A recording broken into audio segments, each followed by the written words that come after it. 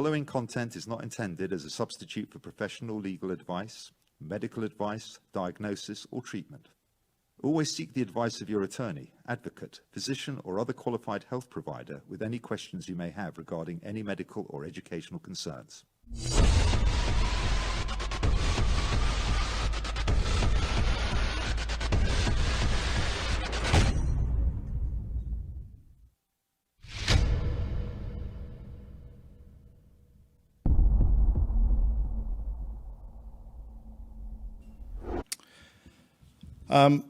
Today's topic is something that's very near and dear to my heart, and something that I really wanted to, in my advocacy work, really wanted to try to tackle. Today's topic is about cutting off the pipeline to prison. And, there's lots of statistics and lots of studies out there that our children with dyslexia can and a lot of times do end up in the system, whether as juvenile and or as an adult. And I couldn't have found a better guest. I mean, our guest today is an award-winning educator, author, contributor, speaker. He was an assistant regional superintendent, high school and elementary school principal. He started his teaching career in a state facility that's serving incarcerated male juveniles. How I found out about our guest was I watched his TEDx talk, What Incarcerated Youth Can Teach Teachers. So I would like your help in welcoming Mr. Pelzer to our show. It's an honor. Good morning. Good morning. Thank you, Steve. Good morning. Good morning to your audience. I'm glad to be here, and thank you for thinking about me and reaching out about my story. And hopefully my story can help spread the word about not only reading instruction, incarcerated youth, but some of the barriers that our children are facing instructionally as they move through their educational careers. Absolutely. So, I mean, my introduction of you does your story no justice. So can you please give our audience just a little more information about you and, what drove you down that path of advocacy and passion for education and helping our disadvantaged youth? Mm-hmm. So I never imagined being in the space that I am in terms of education, leading schools, being a principal. When I came out of college, my aspiration at the time was sports management. It was to be a big time coach or athletic director or general manager for an NBA team or something like that. But I took a job coming out of college as a physical education teacher, as you indicated in your opening, at a juvenile correctional facility. And it was in that setting, Stephen, that I decided to become a principal, because I observed on many days illiteracy among many of our young people, a fear of learning, and just an apathy or interest that was really overwhelming to me, that I decided to go back to school for education administration and do something about helping young people learn how to read. I didn't know what that looked like then. I just felt bad about what I was seeing then. And over the years, I've used it to propel me into how I look at education through the lens of reading instruction. I mean, the studies that show that 80% of our population in prison are functioning illiterate, and then 50% or higher have dyslexia, I mean, just screams to exactly what you're talking about. And this is, nationwide. So if we're not teaching the reading, writing, math, we are filling that pipeline to prison. Mm-hmm. So, when you were working in the juvenile detention center, I mean, what was the number one thing that you saw was the biggest problem? I mean, I understand education, but what was the number one thing that you saw was where these kids had been failed? Yeah. So definitely reading, definitely literacy. In the physical education space, students were very active, have conversations with you. They were very athletic, physical, could maneuver around athletic fields and those type of things. But in the classroom, they were very meek and mild and quiet. And what I saw was not being able to read, small words, large words, not able to understand syllables, not able to write. A lot of their writing was in a graffiti type of format versus printing or cursive. Basic grammar, punctuation, vocabulary, those are the things that jumped out at me.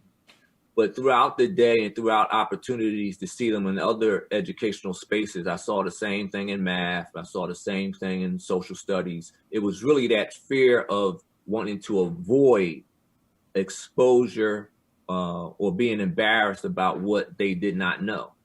And that's what really jumped out at me.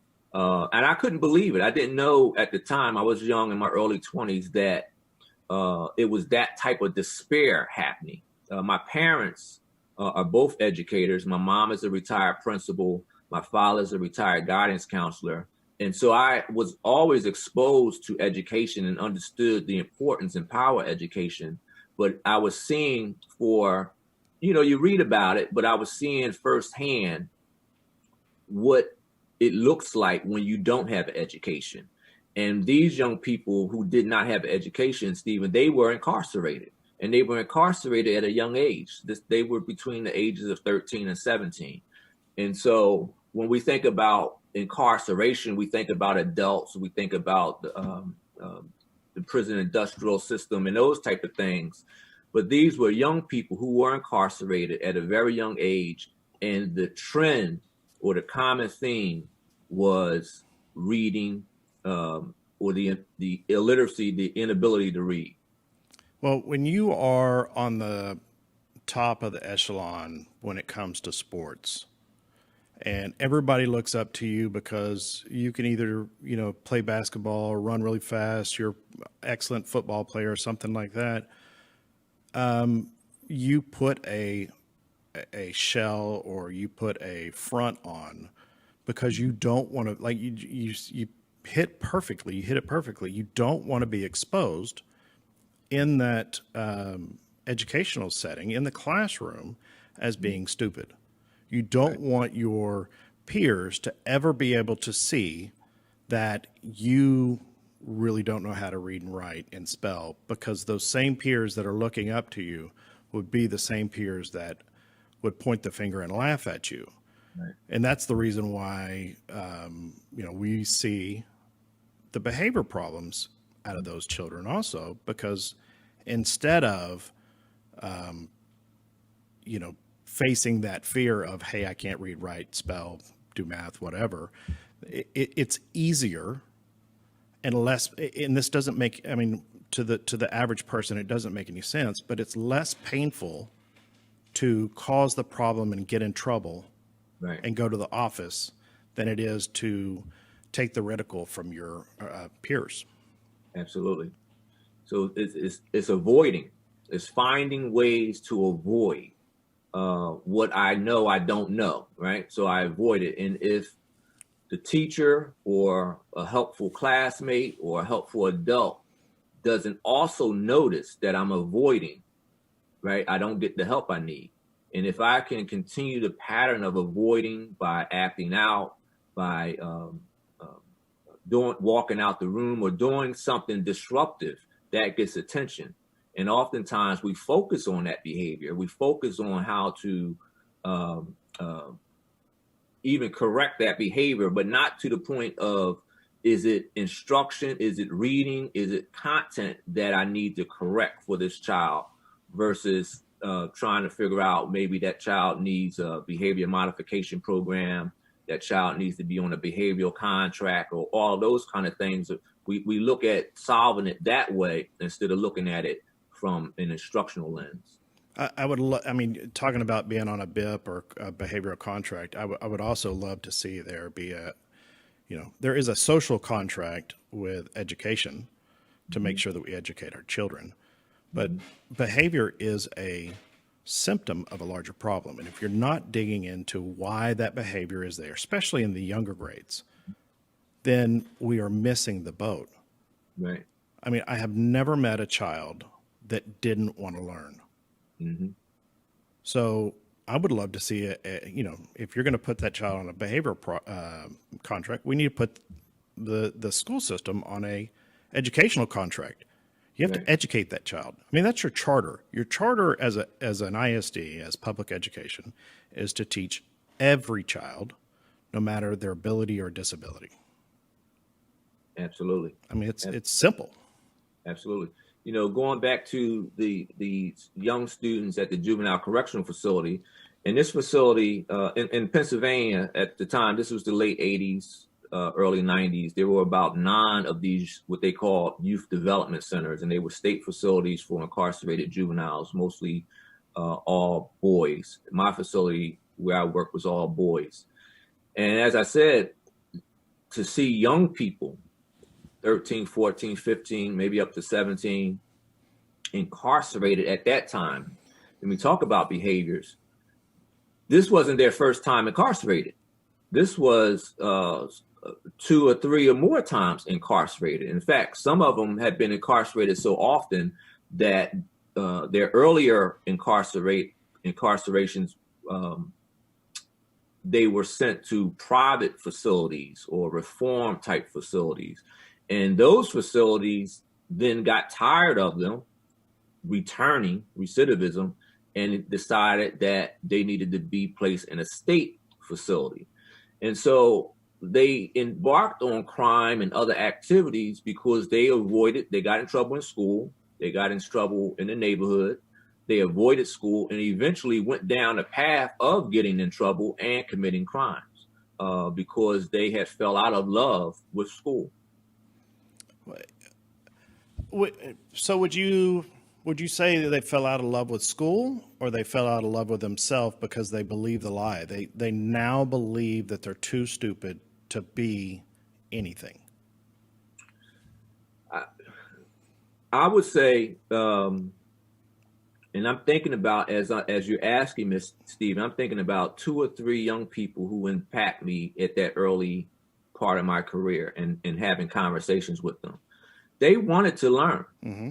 So I would say they fell out of love with school because they felt like school didn't love them. Right? So what does that look like? That looks like the teacher or even my classmates don't want me around. Mm-hmm. Right? That's falling out of love.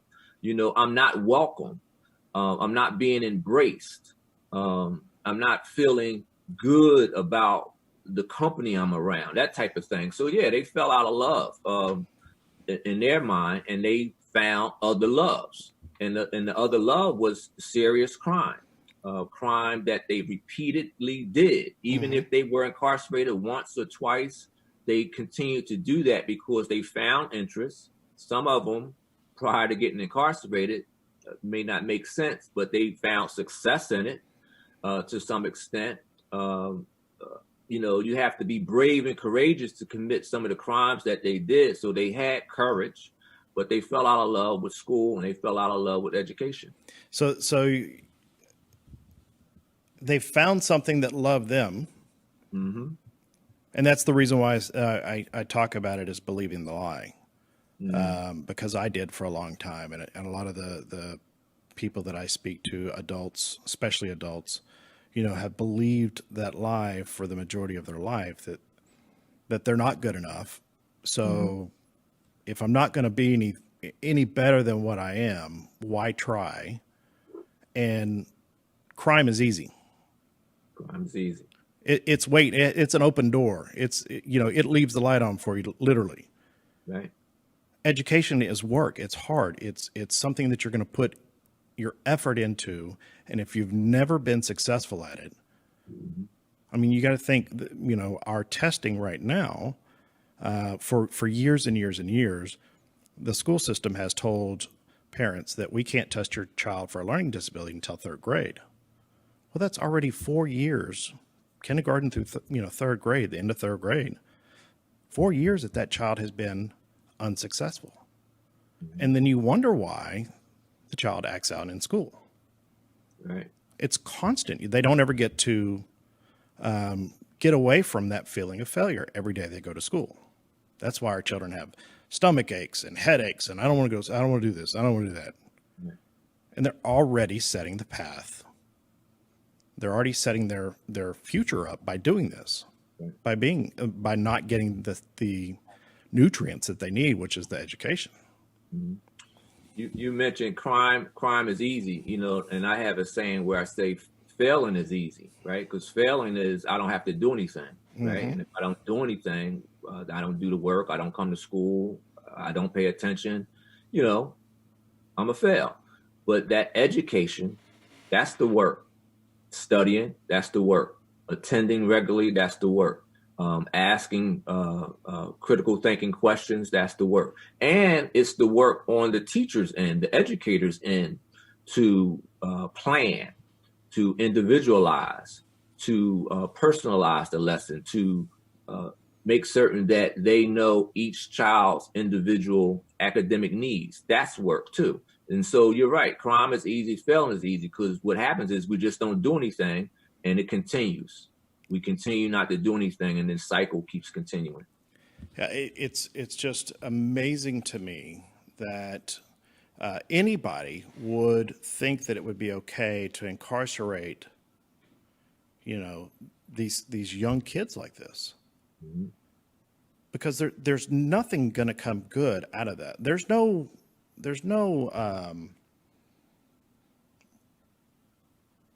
you're not going to get the behavior modification and the education out of the punishment. Right.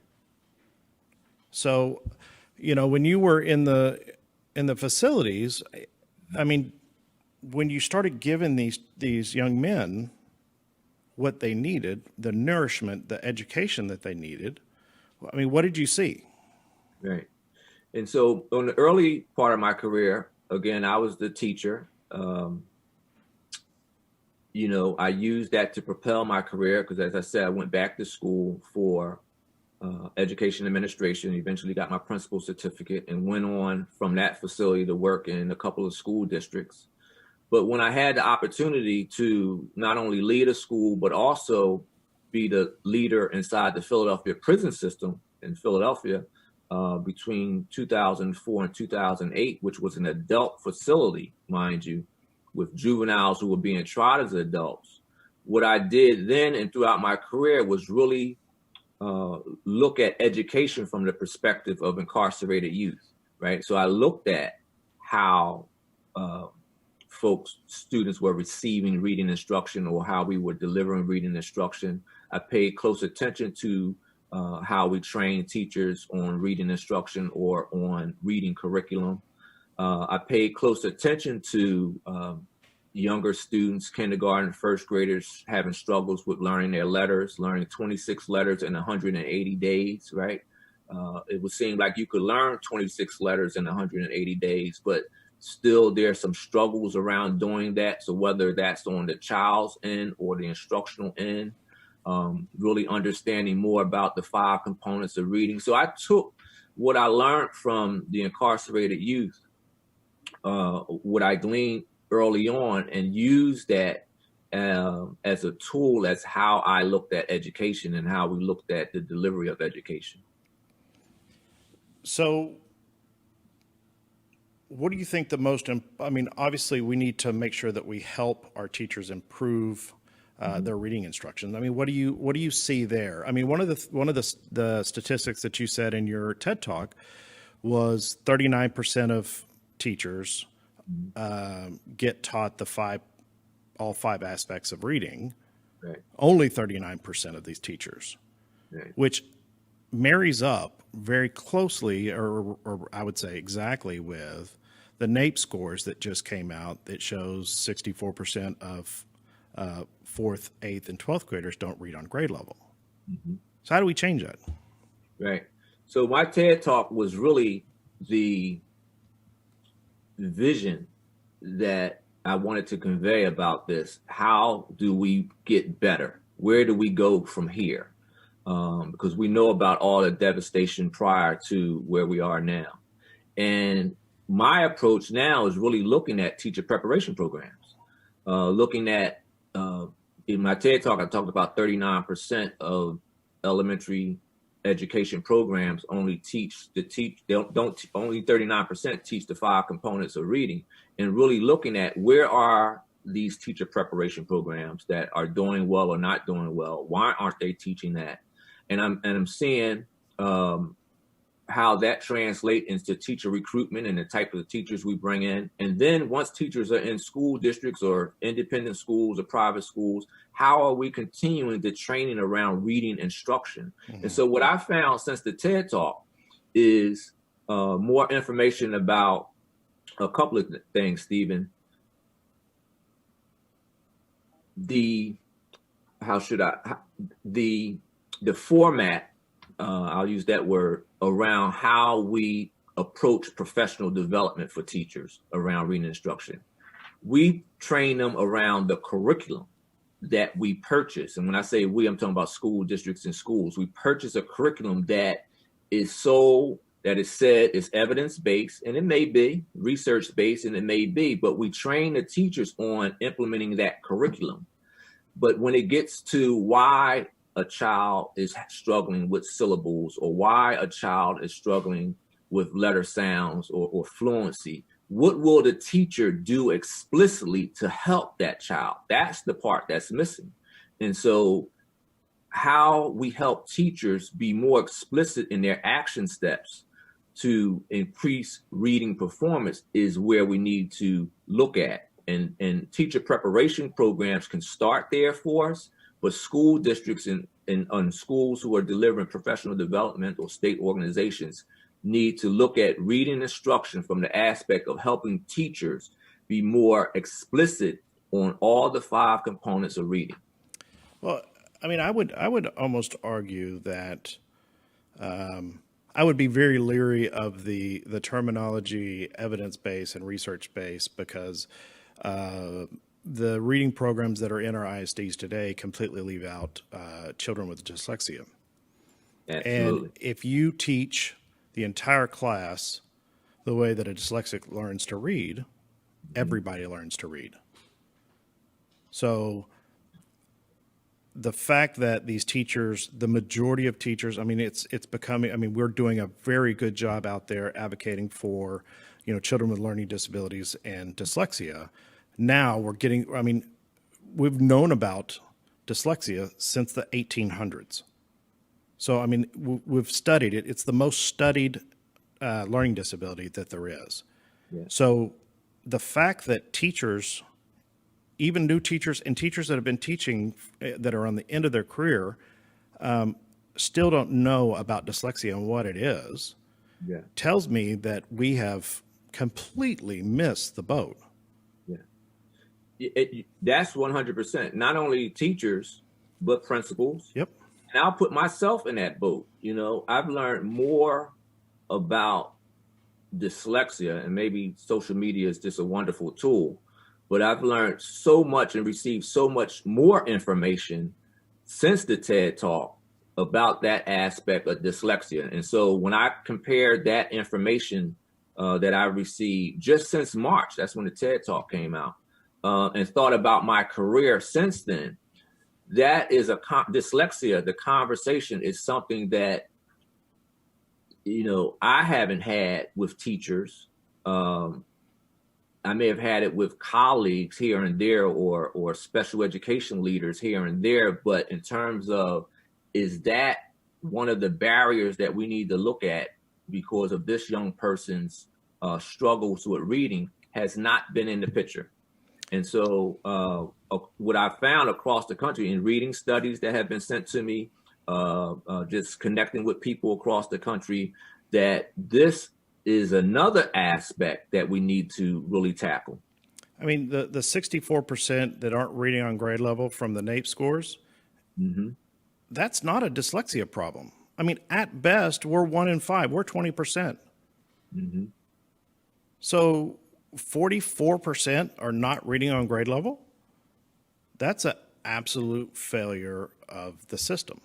And I mean, we're here to be and this is the thing that we say here on the show all the time, is we're here to be a partner in education, because it's a partnership. It's a partnership between the parents and the teachers and the administration and the parents and the administration. We're here to make sure that our children get the best education that they can, because they are our future. They're the most important thing that we have to develop, which is our child, to raise them up and put them out there and make sure that they're going to be successful. And not just push them through it's not a daycare. I mean, our school system is not a daycare center. We would need to make sure that they get educated properly so that they can go out and be successful. Otherwise, they're going to end up in the facilities like you were teaching in. Well, they're there. They're ending up there. The common thread, again, whether they were juveniles or adults that are incarcerated, and you named it well. The data supports that there's a connection between incarceration and literacy, and that connection is poor instruction, not receiving the instruction, not being taught intentionally, not catching individual needs, like perhaps looking at dyslexia and then helping to support that. Parents not being brought into the loop early enough and given that information or given that opportunity to have those kind of conversations. All of those things contribute to this pipeline. Well, like we were talking the other day on the phone, when I speak to administrators or teachers, people that run ARDs or 504 meetings, I explain to them, if you're speaking to a parent of a child who has dyslexia, the chances of you speaking to a dyslexic at that point in time is very high. So, and a lot of times, especially if they're older parents, they probably weren't remediated or even identified. So we got to make sure that we're being supportive and being that good partner to understand exactly why we need to value education. Mm-hmm. And I think a lot of times when we have, especially in the poorer community, the less affluent community, we don't understand why the kids don't value the education, and then we don't understand why the parents don't value the education. Well, it's hereditary. You can't expect the parents to value the children to value the education if the parents don't either. And if the parents don't, it's probably because they weren't educated. Right. So they didn't get it. Yeah. They had poor experiences in schools. I've seen that. Schools have engaged them to the extent of showing them the other side of school, right? Not just calling them because of behavior problems, but showing them the educational side, letting them visit classrooms, showing them the curriculum, even modeling lessons for them that they could use at home, and giving them the resources that they can use at home with their children. Those things are changing across. I wouldn't say schools and school districts aren't doing that kind of work, because they are, but more of that work needs to be done to engage the parent more into the educational process. And I will say, with all the stuff that we've said, this is not an attack on teachers, because I think teachers have been failed also. Teachers have been failed by higher education because they didn't teach these teachers about learning disabilities, and or even, a lot of times they don't even believe that dyslexia is a real thing.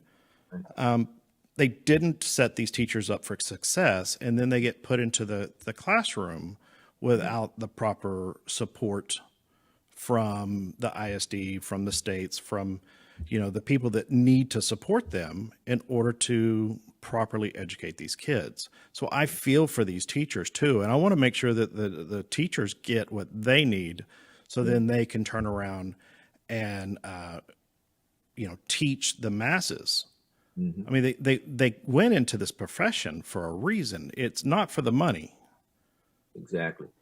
Teachers, and I've seen a lot of teachers over the years, and currently teachers are powerful. Teachers are our best hope to get this right. And they need the resources. They need the training. They ask for it. They want it. They want to do their very best. Absolutely. They want their children to learn. They want help with removing barriers to those avenues of learning. And so the teacher training programs really, and the TEDx talk really looks at what we can do, at least in my perspective, in my opinion, what we can do going forward. And that is revisiting teacher preparation programs, and those that are doing a good job, because it's 39% that I spoke about, but the ones that are doing a good job, looking at what they're doing and looking at their practices and modeling those practices. But the caveat that I wanted to add with the TED Talk was the exposure to the incarcerated youth. And just listening, it transformed my career. Just listening to incarcerated youth and them getting me to care more about their learning and to care more about teaching and learning, I wanted to expose university-based prep programs to incarcerated youth stories. Absolutely. I mean, when I go out and speak, when I get done, I'll have grown men, adults coming up to me crying, telling me that how did I know? I told their life story. When I tell them about how I grew up and the struggles that I went through. So, I mean, you hit on a really great thing. If you just sit down and listen, take the time to listen to what these kids are saying, because they're going to tell you exactly what they need. And they know why they're failing. They know what it is. They may need a little bit of help properly explaining it, but they know. They know. And they'll tell you the truth. And they're going to tell it to you smack dab in your face. It may not be cute, but they're going to let you know. It's the harsh reality that can only overwhelm you, but also inspire you to do something. And that's what they did for me throughout my career. And when I speak to children, when I speak to parents, I'm always thinking about those experiences in my mind as I'm articulating and communicating ways that we can help people. So how would that look to you to have these incarcerated youth helping the higher ed, or the teachers to be, the ones that are in college now, they're doing teacher prep? How would that look to you? Yeah. So I laid out several steps in my TED Talk, but the main one was the last one where I talked about field work. And in every teacher preparation program, you do what's called student teaching. And so doing student typically is school district schools, maybe even in charter schools, private schools may engage in that, but doing your student teaching work inside of a correctional facility, inside of a juvenile justice education location or setting, and really honing your practices, your student teaching practices in that setting. But that will give you access and exposure to the incarcerated youth in terms of questions you can ask them, stories they can share with you, data that you could see, getting a better understanding of their background with literacy, why they felt like they didn't do well with literacy. Maybe it was something that impacted student-teacher relationships that they had, that they want to convey to these new aspiring teachers, so that they can walk away with a better idea of the importance of reading instruction when they hit the classroom on day one. When they hit the classroom as a kindergarten teacher or first grade teacher, having that exposure and experience and knowledge on day one as to what it could look like for a child if they don't get reading instruction right would be powerful. It would be unbelievably powerful to know what the end result is if you don't get the beginning right. Right. Yeah. I mean, one of the other things that we talked about is, one of the things that I would love to see is federal guidelines that mandate that states, all states and all districts acknowledge that dyslexia is real, and that we can, or the parents can, transfer their IEP and or 504 plans throughout the states. Because the other piece of it that we generally don't talk about is we see this in the military a lot. When the military is moving from state to state, a lot of times those IEPs don't transfer. Right. And then they have to start all over again. And if you move into a state that doesn't believe in dyslexia, right, where are you at now? You know, when you said that to me the other day, and we talked the other day, that stayed with me, that you would have to start over. So that has to be, that's an area that can be fixed. That's a policy and practice area that should be fixed. But something else you said to me the other day, and I'm pondering, and I don't know if you told me it was widespread or just in certain areas of the country, but you said dyslexia was linked to, not linked, I'm sorry, that's not the word, that when we address dyslexia in some areas, it's through the 504 plan. And as a result, they're not getting the same resources as if they had an IEP. That's exactly right. I mean, here in Texas. Yeah, that has to change, because I'm familiar with the 504 and IEP, and certainly, I mean, both of them have value for the children that have them, but not to have an IEP for dyslexia, that stayed with me when you told me that. Yeah, what's not explained to parents a lot of times is when you are under special education, and I understand special education has some negative connotations to that word. However, we have to get past however you want to say it. We have to get over the fact that special education is not a place. It's not something we put our child into. It's a service. It's services that we can provide to make sure that our student or child is successful. Right. And when you're in special education, you not only get the protections under IDEA, you get protections under ADA also. Mm-hmm. And that's for the parent and the student. And if you're under 504, you only get those protections under ADA. And most people don't realize that a 504 or Americans with Disability Act was really put in place for accommodations, not remediation. Right. So I agree. I mean, it is so split down the middle on, do we put your kid in special education? Do we put them over here? A lot of it has to do with funding, and, states wanting to say that dyslexia is a general education problem, or it's this problem or that. Look, if we really want to get down to brass tacks, it's a medical problem. Right. And we need proper identification and proper instruction in order to make sure that we can be successful. Yeah. And that's all there is to it. Yeah. So what would be your call to actions that we can leave our viewers with? Mm-hmm. So, a couple of things. One, for parents,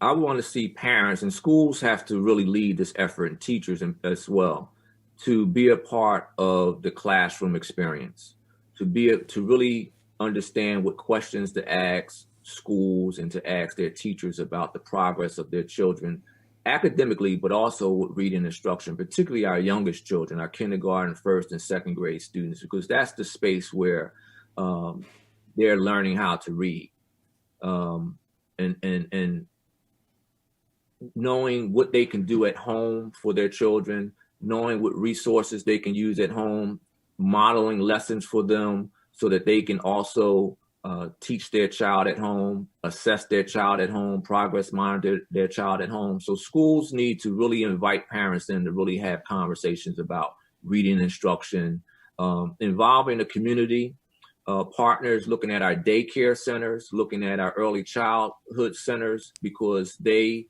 transition young people into kindergarten and first grades, and making certain that our child care centers are also focused on reading instruction. But more importantly, incarcerated youth. I want to always get back to the perspective of incarcerated youth.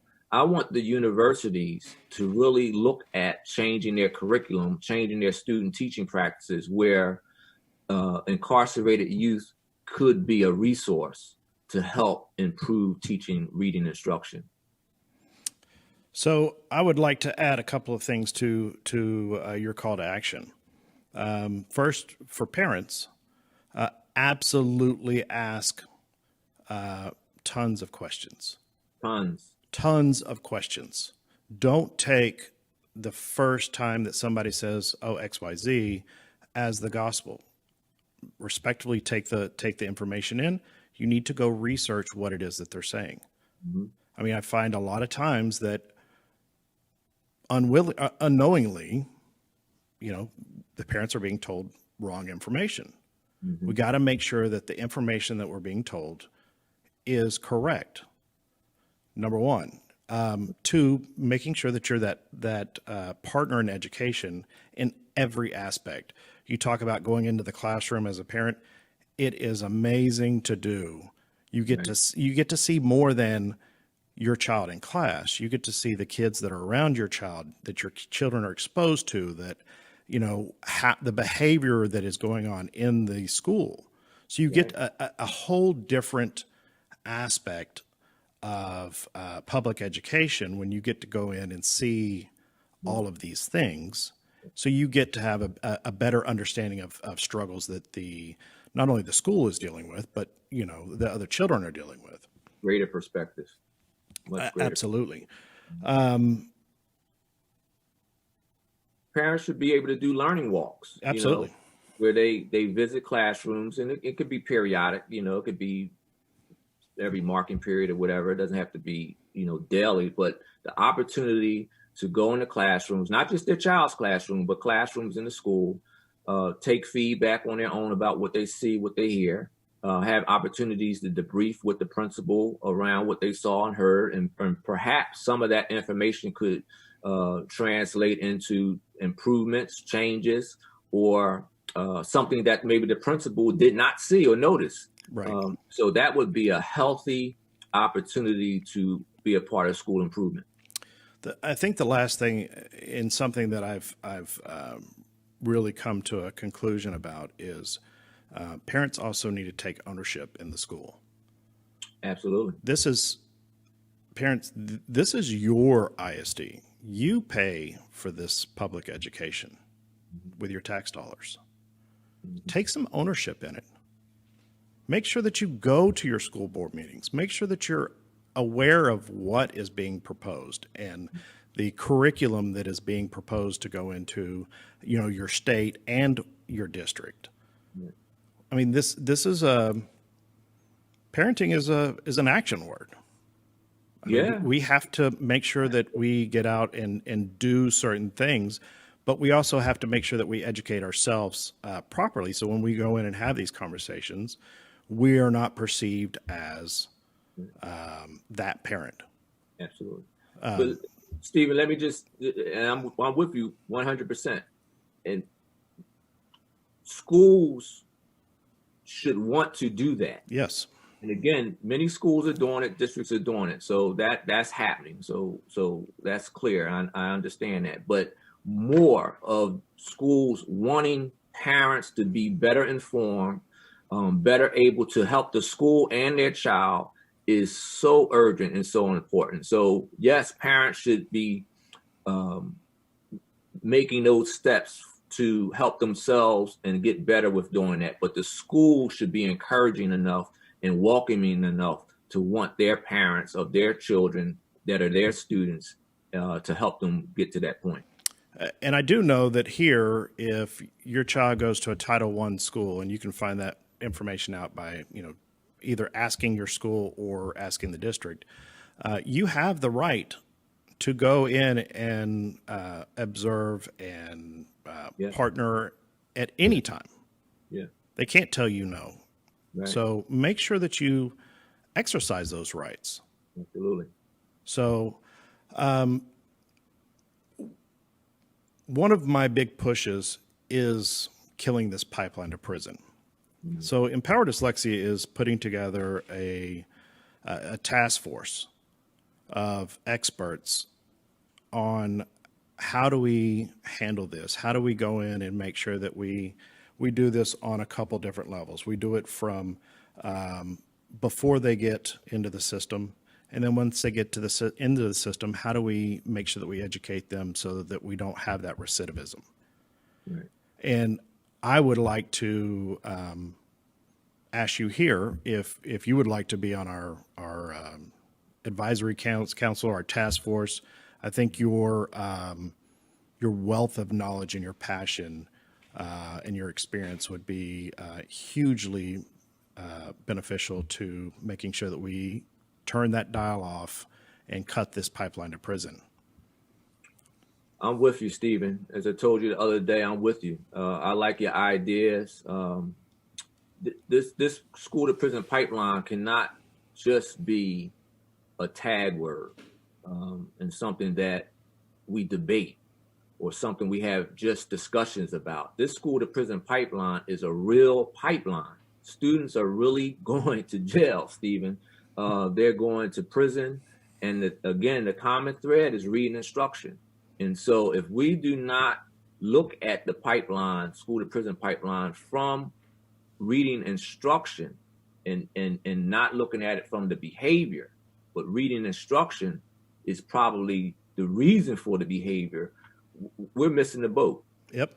Well, I mean, we asked about what was one of the my takeaways or one of my action calls. I would add that looking at the school to prison pipeline from the reading instruction perspective is important. Absolutely. So, I mean, we already know that, the majority of prisons, especially state prisons, they're to incarcerate somebody for a year, it's like $47,000. Lots of money. So we're either going to pay now when they're not, we haven't destroyed a child, we'll pay now, or we pay later, and we have to try to fix a broken child or a broken man at that point. Right. And we'll pay later if we don't, even the young people who are in prison and in jail, if we don't get reading instruction correct in those settings. Yep. So, I wrote my book, Unlocking Potential, Organizing a School Inside a Prison, because I wanted to expose readers and just anyone in general about education inside of a correctional setting, but we have to get instruction right there too. And nationally, and there's research and studies and those type of things on education inside of correctional settings. And that needs to improve as well, because if they're going to return to the community and we talk about we want less recidivism, then we have to get education right inside those settings as well. You talk about the study. I'll send you the study, and I can put a link to the study on our website.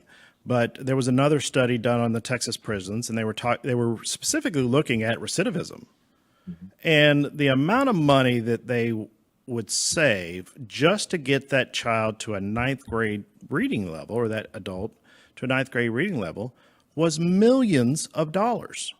And they would cut recidivism rate dramatically, right, just getting them to a 9th grade reading level. And not even, graduating or a 12th grade reading level, just 9th grade. Right. Right. So, I mean, you can't, it's so entwined mm-hmm. and tied together. You can't separate it. It is together, and we have to stop it. You talked about your book. Ziggy, can you put the cover of his book up real quick? Yep, give me just a sec. And so can you tell our audience where you can find your book? Absolutely, thank you. The book, Unlocking Potential, Organizing a School Inside a Prison, can be purchased at Amazon.com, BarnesandNoble.com, and OutskirtsPress.com. Or you can go to my website, Hilderbrand Pelzer III.com. And I have links on my website that will give you access to the book. I'm so impressed with you and your dedication to education and your dedication to the most needy. And a lot of times, I'm talking from my own personal experience. A lot of times, we feel like we're not deserving of somebody to care and to really want to educate us. So I want to thank you for being there for these young men, these children that need that person. They need that person in their life to not only motivate them, but make them feel that they're good enough and that they are smart enough. So what I want to do is I'm going to give away 10 of your books. I'm going to buy 10 of your books and give them away. Thank you, Stephen. All you have to do to I'll put the names and whatever else in a hat and let you draw it. I don't care. Like this this podcast and video, subscribe to both Mr. Pelzner's YouTube and Facebook, and share it, comment, and we'll put your name down and we'll give away 10 of your books. Oh, wow. Thank you. I really appreciate that, Stephen. And anyone who would have the opportunity to read my book will learn a lot about the school to prison pipeline, but more importantly, what education can do to transform young people who are incarcerated, because the book is about education. It's about teaching and learning. It's not about crime, although that's the prison is the backdrop, but it's about education and hope. I mean, we as the general public have no idea what we're missing by having all of these people in prison. We have no idea the amount of economic hit that we take for having all these people in prison.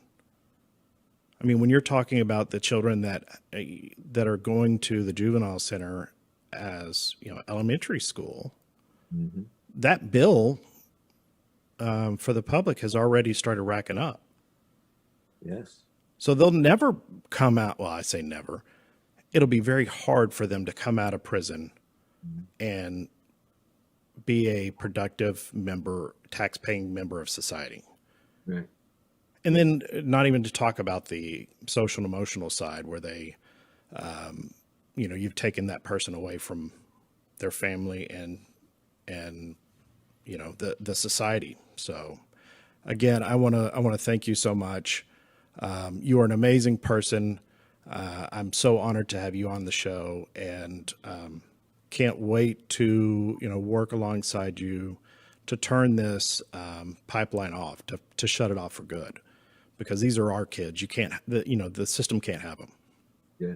No, I appreciate you, Stephen. I appreciate you reaching out to me. I appreciate you taking the time to listen to the TED Talk.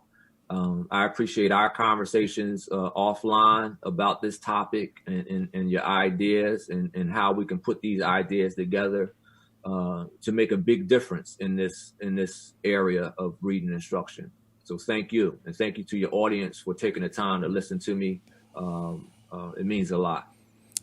Well, I want to invite you back anytime. I think that we need to continually have this conversation and really break this down into smaller segments so people can get a true understanding and vision of what it is that we're talking about in these areas. So please come back. You're invited anytime. I want to make sure that we, at the end of the show, we ask you, please like us on Facebook, subscribe, like us and subscribe on YouTube, on any of the apps that you listen to. If you're listening to this podcast, please leave us a comment. This helps us with our sponsorship, and this is going to help us in driving a wedge and turning this pipeline to prison off. I mean, this is something that we have to do as a society.